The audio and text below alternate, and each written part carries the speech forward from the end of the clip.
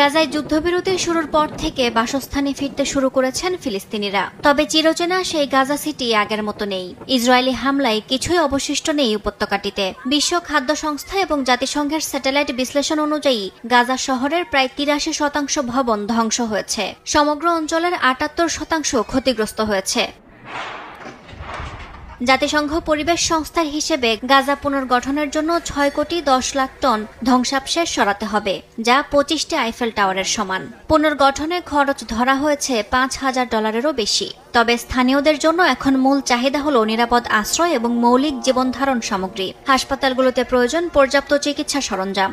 এদিকে গাজায় চলমান যুদ্ধের ভয়াবহতা প্রকাশ করে আসা সাংবাদিক সালেহ আল জাফারাউই গুলিবিদ্ধ হয়ে প্রাণ হারিয়েছেন। এর আগে বহুবার তিনি ইসরায়েল থেকে নানা হুমকির শিকার হয়েছেন বলেও জানা যায়। এদিকে আজ মিশরের শার্ম আল শেখে বসবে গাজা শান্তি সম্মেলন। সেখানে হামাস ও ইসরায়েলের মধ্যে যুদ্ধবিরতি চুক্তিতে ট্রাম্প স্বাক্ষর করতে পারেন বলে ধারণা করছেন বিশেষজ্ঞরা। এরই মধ্যে সম্মেলনে যোগ দিতে মিশরে পৌঁছেছেন ব্রিটিশ প্রধানমন্ত্রী কিয়ার স্টারমার। উপস্থিত থাকবেন মার্কিন প্রেসিডেন্ট সহ ২০টি দেশের শীর্ষ নেতারা। অন্যদিকে জিম্মিদের ফেরত দেওয়ার উদ্যোগকে ঐতিহাসিক ঘটনা বলে উল্লেখ করেন ইসরায়েলি প্রধানমন্ত্রী বিনিয়ামিন নেতানিয়াহু।